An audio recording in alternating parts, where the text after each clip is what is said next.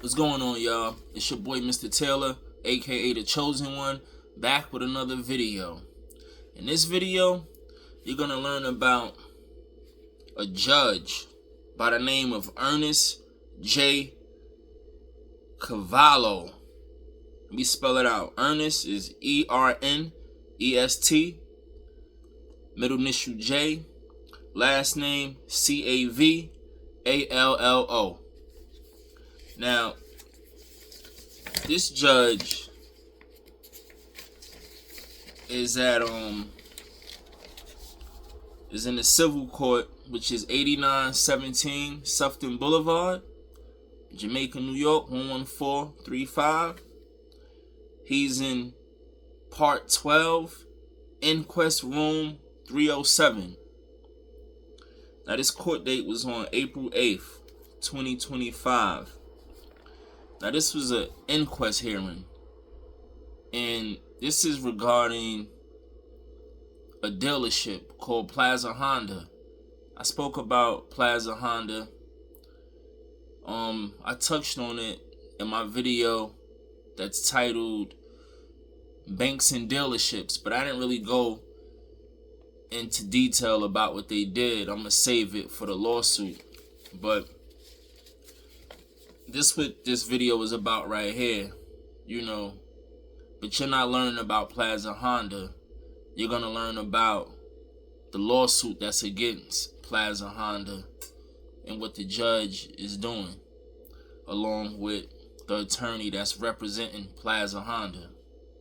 So in one of my other videos, not the ones that's Banks and Dealership, one of my prior videos, I was telling y'all about how the court works. When you file a lawsuit in civil court, a summons and complaint or whatever, and the fact that the defendant has a certain amount of time to answer.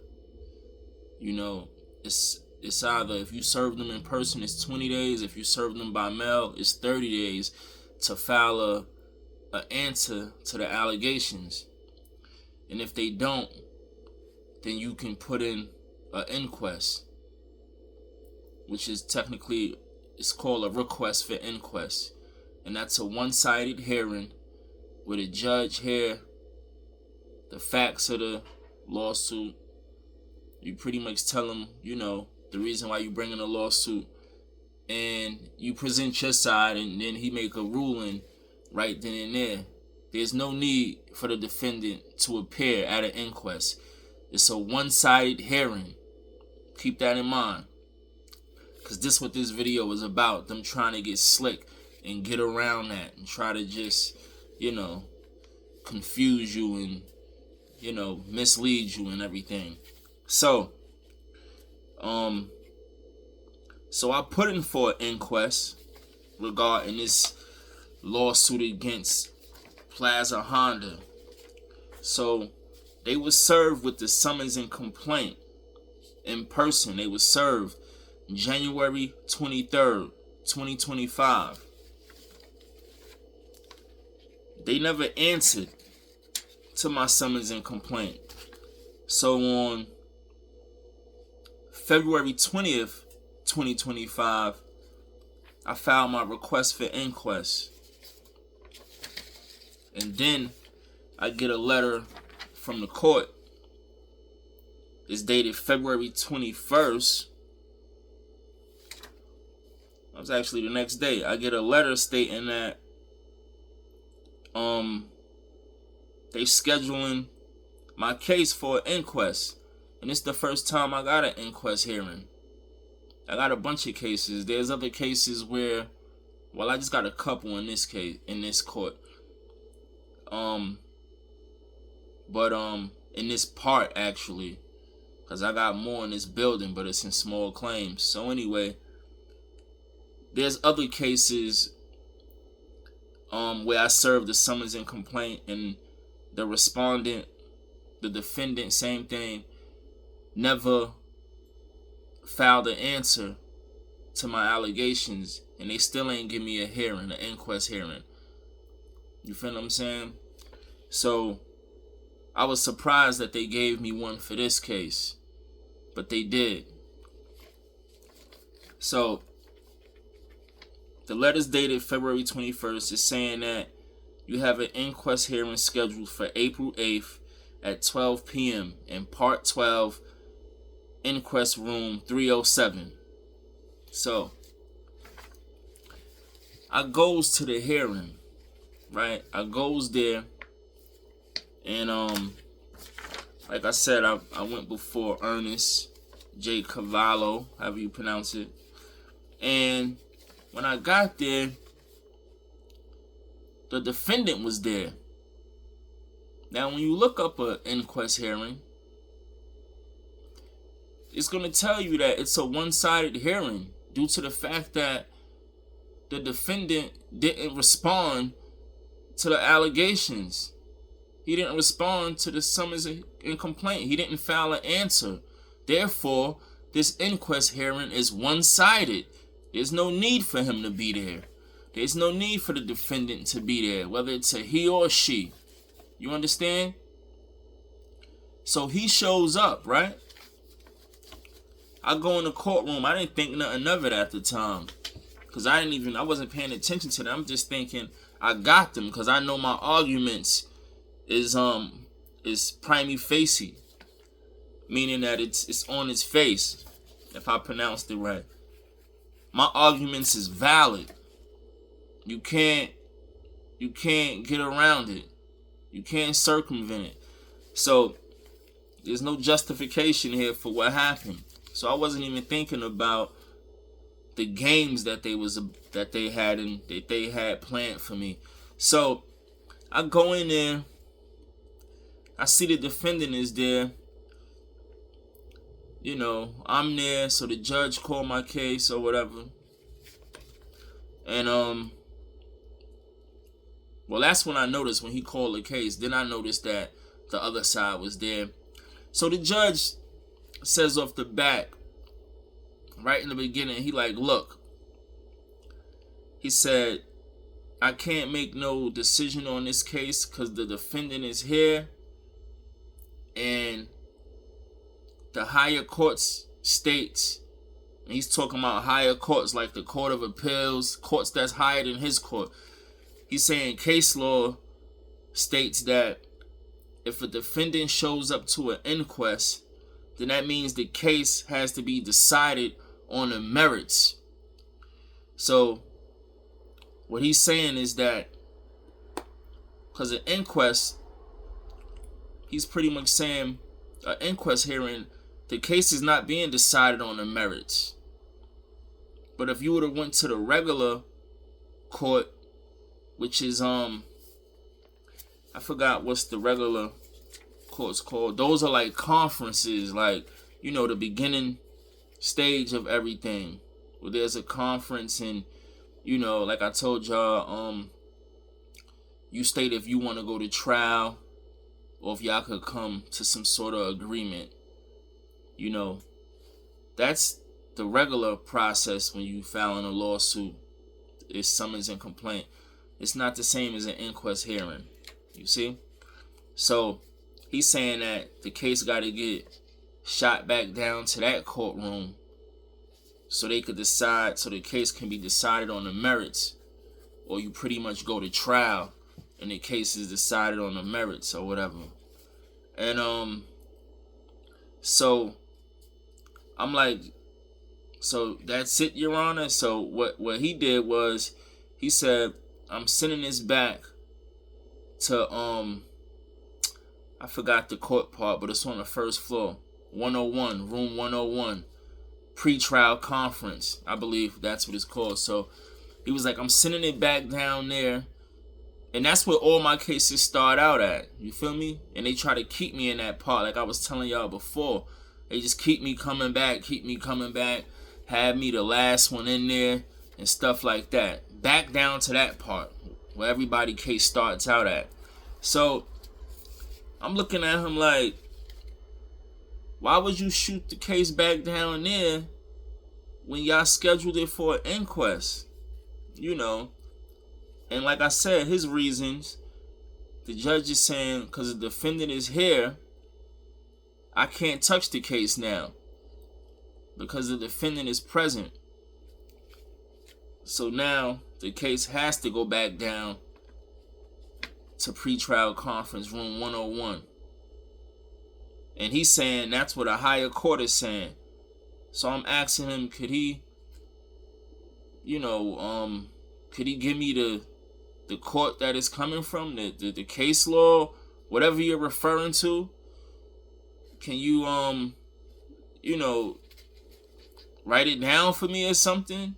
Cite the law that you're referring to? And he couldn't do that, of course. But he just said higher courts, which is a vague statement. So I knew it was a bunch of bull. But what I want to say is, once again, an inquest hearing is one-sided. The defendant is not even supposed to be there. So for the judge to use that, knowing that the defendant is not supposed to be there, that's bias right there. He's being biased toward me. He's working in favor of the defendant. You feel what I'm saying? You making a ruling on something that's, you making a ruling on inaccurate information, incorrect information that you're giving me. That's not even true what you're telling me. You understand what I'm saying? And it's in writing. So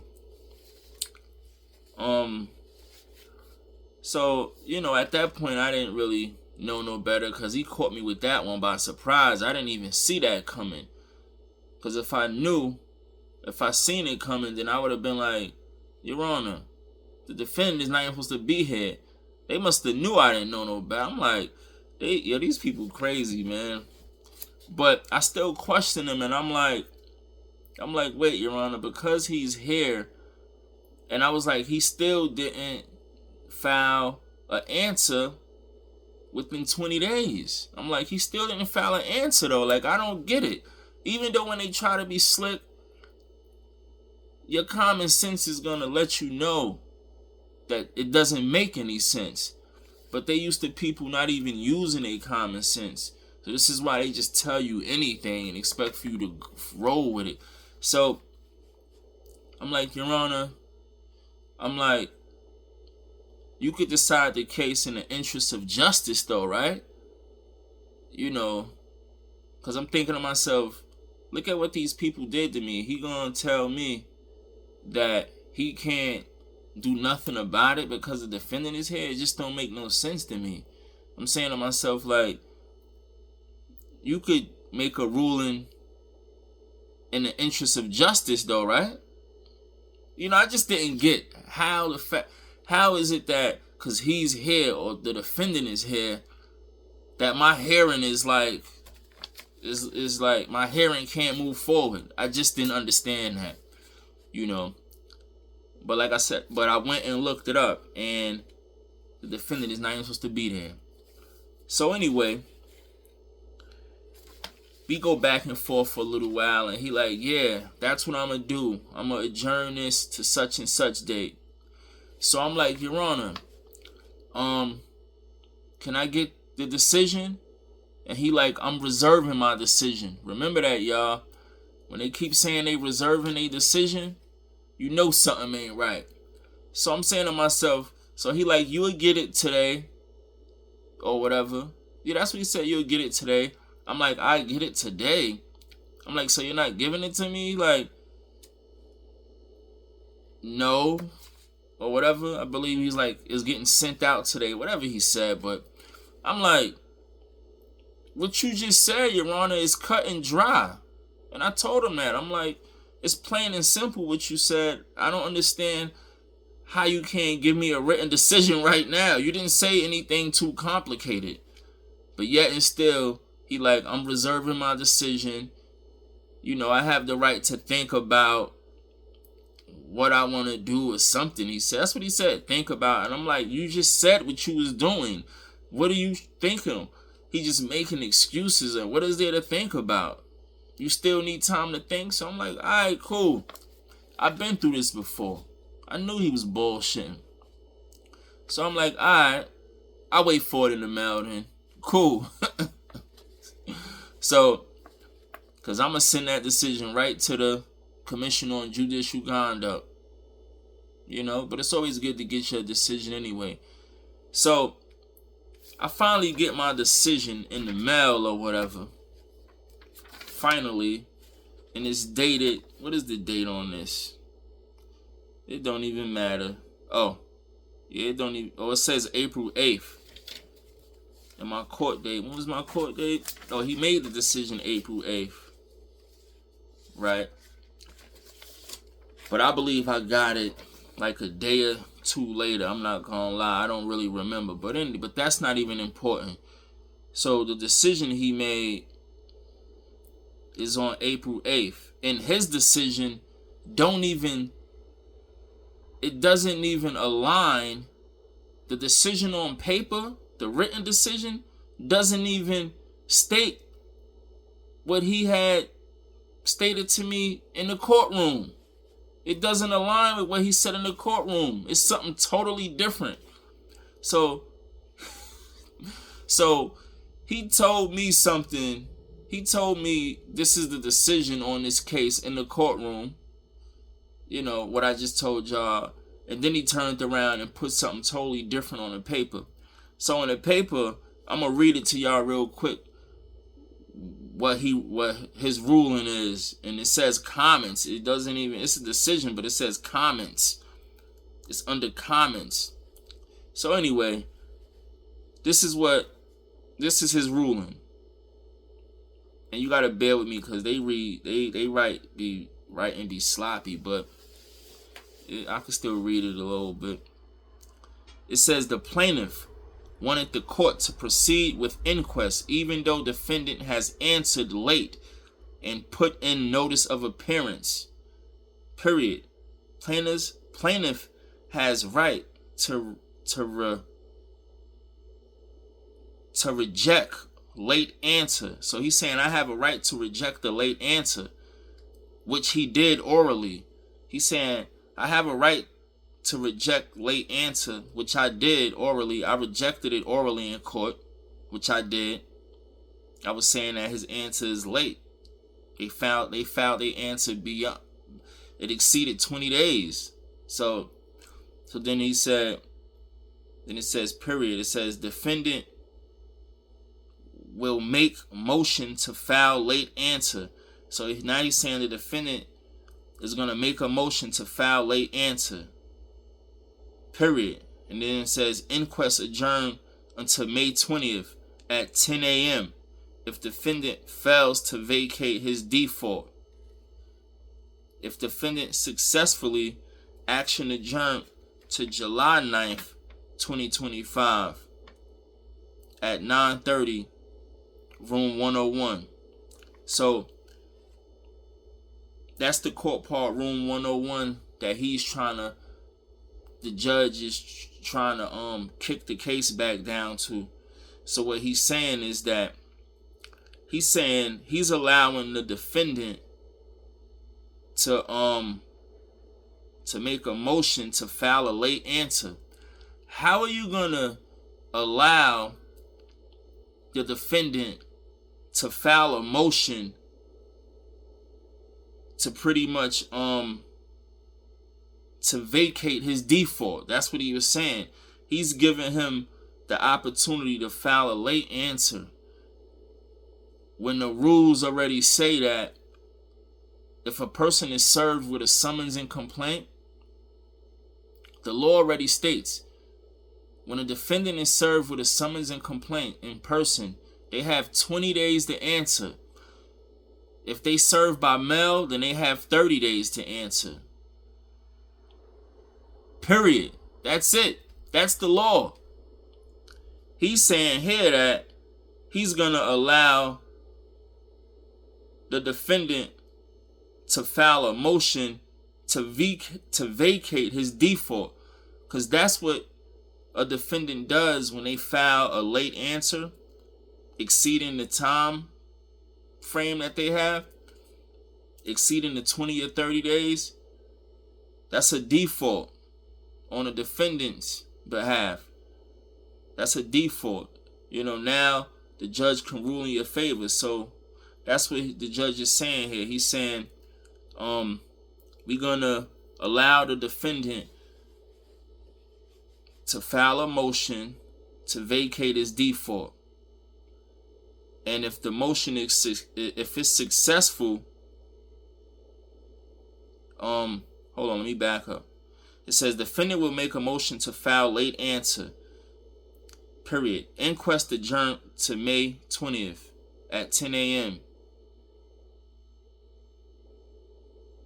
So May 20th at 10 a.m. there's supposed to be an inquest. So that was actually today, if I'm not mistaken. But I never got a notice because this decision is making reference to two different dates, you see? So May 20th passed. He's saying the inquest is adjourned to May 20th.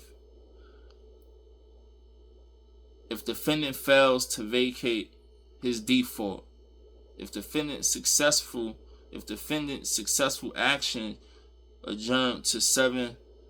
Yeah, you see how they be writing? Like, that's why I can't even. But what they basically saying is that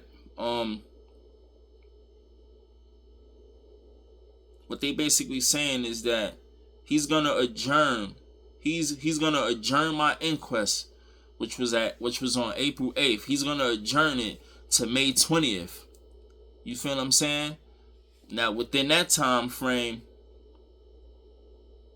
the attorney that's representing Bronx Honda is gonna file a motion to vacate his default, to pretty much excuse him from filing a late answer. How can you file a motion to do that? So he's saying within that time he's gonna do that. Now, if he's successful, if defendant is successful, meaning if the judge rule in his favor to vacate his default, then the case will go back down to room 101 on July 9th, 2025. What kind of ruling is that? So, I wonder what happened on May 20th. Well, that was pretty much the day that the judge had, I guess, to rule on the motion or whatever. But they can't say this is a court date.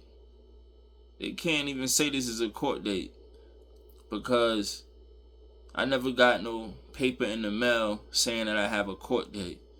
You feel what I'm saying? So I just wonder what happened May 20th. And that's why I wanted to make this video, because I know, I knew that I didn't have a court date. I knew that they was deciding or looking at paperwork or whatever around this time. So I wanted to make the video to shed some light on it, on the bull that they trying to do. So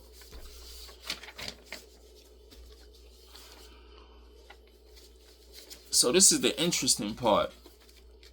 So y'all see his ruling, right? His ruling is not the same as what he told me in person. It's not the same. It doesn't match with what's on this paper that I was mailed, signed by the judge. So now I get the motion that the judge is referring to from attorney Adam Rosati. That's his name.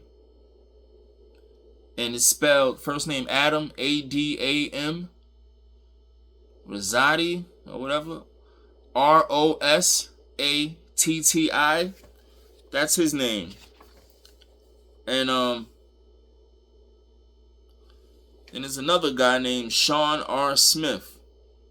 Sean is S-E-A-N, middle initial R, last name Smith, S-M-I-T-H. He's another attorney.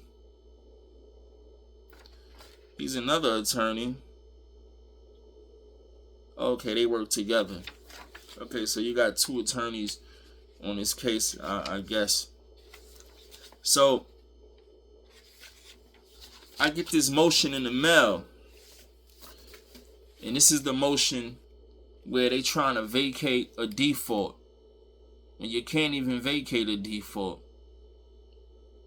You know, and if you could, you can't find a good reason in my case why you want to vacate the default or vacate your failure to answer to these claims, these allegations. So I gets the motion, and guess what, y'all? The motion is fraudulent. Just like how the city marshal was filing fraudulent papers in the court, filing fraudulent motions to dismiss. Not even filing them. It ain't even filed. Attempting. Alleging that the motions was filed when they not. So, allegedly. Supposedly. So, I'm looking at the motion when I got it, and I see this is an affirmation from both of these attorneys. It's an affirmation, right? Remember what I said? All moving papers have to have an affirmation, or it has to be sworn to before a notary public.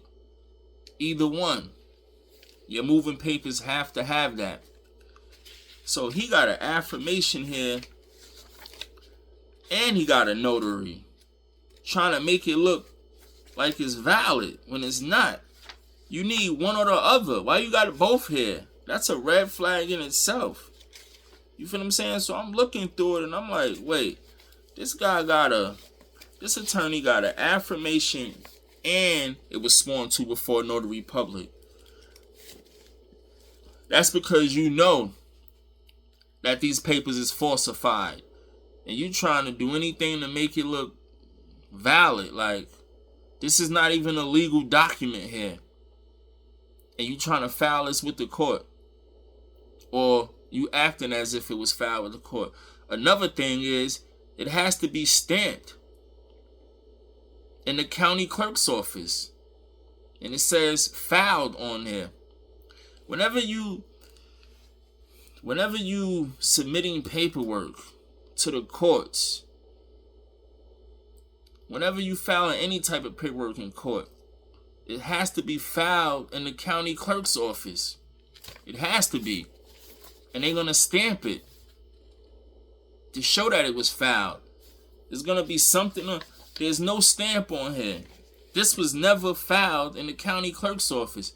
And when you get familiar, which I'm familiar with this court building, I know how they stamp look.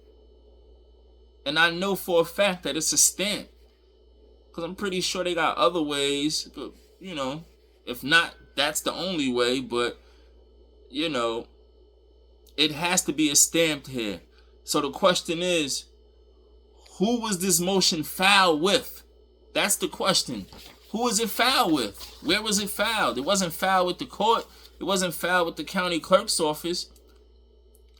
So how is the judge going to entertain this motion? It's saying that this is going before the court. It says, the affirmation of Sean R. Smith, dated April 19th, and upon all the pleadings and proceedings heretofore, and had herein, the undersigned will move this court at Civil Court, County of Queens, 8917 Sefton Boulevard, room 305, Jamaica, New York, 11435, on Monday, May 19th at 9:30 a.m. in the morning of that day or soon thereafter, as counsel can be heard for an order vacating the inquest marking pending in this action and compelling the plaintiff to accept the answer in the case pursuant to CPLR 3012 subdivision D, for such other and further relief as this court may deem just and proper. So you're asking the court to vacate your late answer, vacate your default, and then you want me to accept your answer. You're gonna ask the court, you're gonna request that from the court. You don't even have a reason why your answer was late, and I don't even think you can have a reason. So that's really all this video is about, y'all. How slick they getting. And this is a $50,000 lawsuit.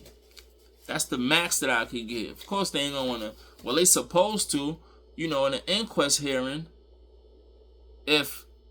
Remember I said it's a one-sided hearing. It's like a one-sided trial. So if the defendant didn't answer, and I go to the hearing, and I present my evidence, and it supports my claims, then the judge is gonna have to rule in my favor and grant my relief. Give me what I'm asking for, which is 50 bands. That's how it worked. That's how I thought it worked. You're supposed to give me what I'm asking for, not under or nothing. We not looking at the damages we getting. The defendant didn't answer, meaning that I'm totally in the right. That's what that means. Silence is approval. So I'm supposed to get what I asked for in my lawsuit. The relief that I'm requesting, $50,000. So, this is a lawsuit for $50,000. So, this is a slam dunk for me, man. And I just wanted to make a video for it because I was supposed to do this prior to May 19th. I was supposed to do it last week because I like to do it before you get into the courts. Stuff like this beforehand so everybody could look into it. But I caught it at a good time. It don't matter. It's within the same week. You feel what I'm saying? So maybe the judge didn't make a ruling. And if he did or if he didn't, it don't even matter. It's already out there. So I just want to show how crooked these judges are along with the attorneys. How are you gonna, you've been biased to me from the beginning. Since my inquest hearing. You didn't even want to make a ruling on it. And you're going to lie right in my face and say, because the defendant is here, for that reason, I can't move forward with this hearing. It has to be decided on the merits. According to rules coming from the higher courts. So you're just gonna lie right in my face like that. You feel what I'm saying? Knowing that the inquest hearing is specifically for one person. For the person who requested the inquest. Which in this case is me. The plaintiff, the petitioner, or whatever. I requested an inquest. I'm the only one supposed to be there, presenting my side of the story. And that's it. Because the defendant had their chance to controvert any allegations. They had their chance to do that. They didn't do it. And when you read up on the inquest, it's going to tell you that. They didn't do it. They didn't answer. So what are you talking about? Him being here at the inquest hearing is irrelevant. And you're going to run that on me. That's strike one. Then you want to reserve your decision. You want to reserve that decision, huh? You don't want to give me that written decision? It's pretty cut and dry to me. Any other time y'all judges write stuff up, when y'all make a ruling, you write it up, you pass it to the officer passes it to me. Pretty simple, man. You didn't want to give me a written decision that day, right? April 8th. You didn't want to give me a written decision, so he reserved his decision. Then he mailed his decision out and it doesn't align with what he told me in the courtroom. It says something totally different, which I read to y'all already. Now you allowing him to make a motion to vacate his default. And y'all want me to accept his late answer. I'm not accepting a late answer. And the judge is saying on the decision that he mailed me, so-called decision, whatever that is, not only is he gonna let him file a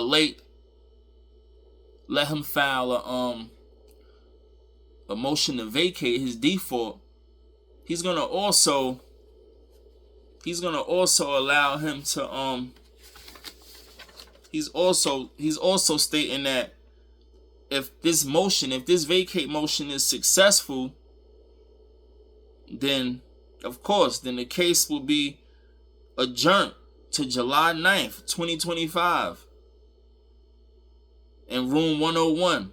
So basically what they trying to do, they trying to have this case start out like all my other cases in room 101. If y'all listen to my videos, they want all my cases, they want this case back in room 101 like the other ones. You feel what I'm saying? They pretty much saying, how did he skip over that part? Get him back down to 101. We don't need him up here in the inquest part. It's the part where people, the case be over fast, and they get awarded, monetary damages or whatever. We don't want this to go down that fast. Oh no. You feel what I'm saying? But I made a complaint against him, against this judge for this, but I'm also making a video about it. On April 8th, I made a complaint. I make a complaint against them the same day. The same day they do that, whatever they doing, I make a complaint. But when I got the motion in the mail and stuff like that, that's when I was like, wow, I gotta make a video about this. I'm like, this judge is entertaining a motion that was never even filed in the county clerk's office. How is that? This is another case where they doing that again. That's how you know they gonna lose. So, that's another thing this judge is doing. He's saying if the motion is successful, it's gonna be adjourned. Okay, y'all trying to put it back in 101. That's what y'all doing. But wait, Your Honor, you're entertaining a motion that wasn't even filed in the county clerk's office? Come on, man. This is fraud, man. This is a slam dunk. Terrell against Plaza Honda. So that's gonna be the title of this video, but I'ma also have the judge name, because that's what it's really about. So I'm gonna mix it up or whatever, alright? Because this ain't really about the lawsuit is Plaza Honda, but I really wanted y'all to see how these judges be moving and learn about what an inquest is and stuff like that. That's what's the most important. But that's the end of this video. Got some more stuff to talk about. I'm behind this in a lot of things, man. Shit is killing me, man, on low. But yo, I'ma highlight y'all, man. Be easy, man. See you on the next one. Peace.